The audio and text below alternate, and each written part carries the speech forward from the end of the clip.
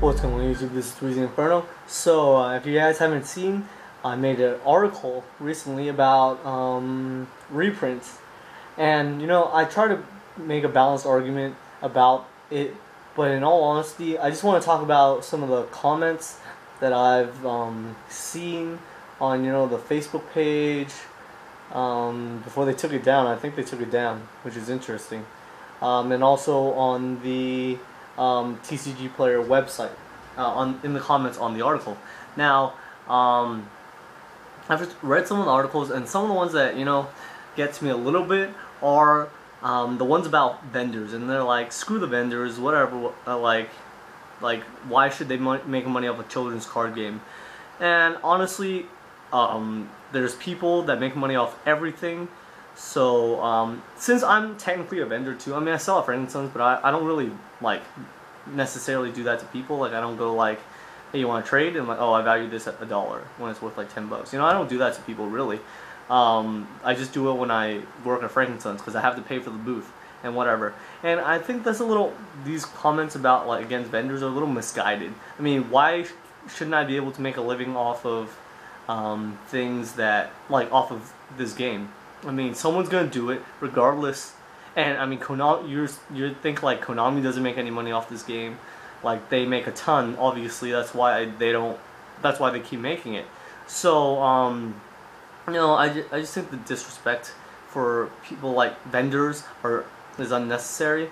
I feel like if people really understood, it's just like, let's say at a movie theater, right? The movie theater buys the film from the people who make it, and then they charge you to watch it. So okay, yeah, you're gonna pay them for something that someone else does. But does that mean that's not fair? No, because otherwise you couldn't get it. Sort of in the same way, like if you didn't have any vendors, where would you get your cards at? Well, I have no idea where you would get your cards at. Alright, so that's a personal thing I have about people who don't really they try to say oh, vendors shouldn't make money off the game, they're ripping people off. I mean, it's really like that with every other business, except it happens behind the scenes. You think really Subway, it costs them $5.50 or whatever to make a ham sandwich? No, it costs them like $2. So they're buying and reselling. They're doing the same thing, except we do it in person. Okay, they do it through someone else. So honestly, the world, that's how the world works, and I'm not sure what you guys really expect. So if you're doing it for the business, you have to make a profit. And it's not like I don't go around going $1 when this card's worth $20.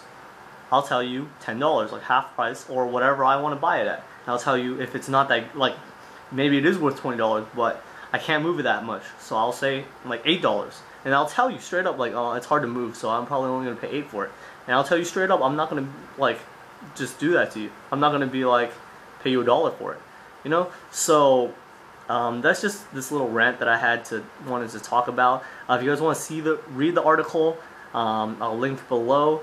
And I honestly think it's a pretty fair article. I try to talk about both sides, even though I am a little biased. I am towards the reprints aren't especially good side, because it does hurt people.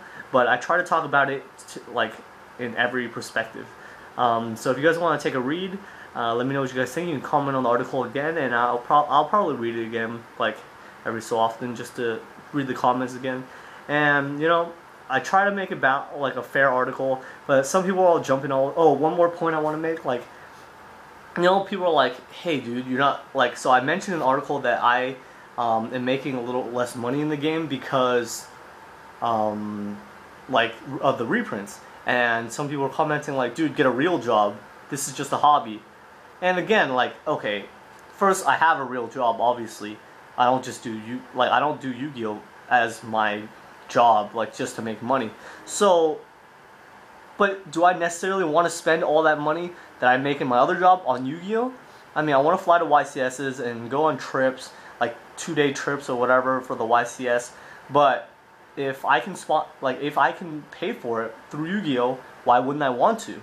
You know, so I don't understand the comments that are saying like, get a real job and pay for this. I'm like, yeah, well, even if I had a real job, I can pay for it, but look, I have other things I have to pay for. There's bills, like car payments, whatever, like everything. I still have to pay for other things. So it's not like, so I don't really understand what the hate is from that either.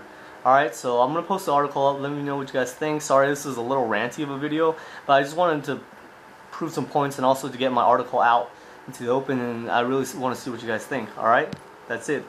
Thanks guys, 3zinferno signing out.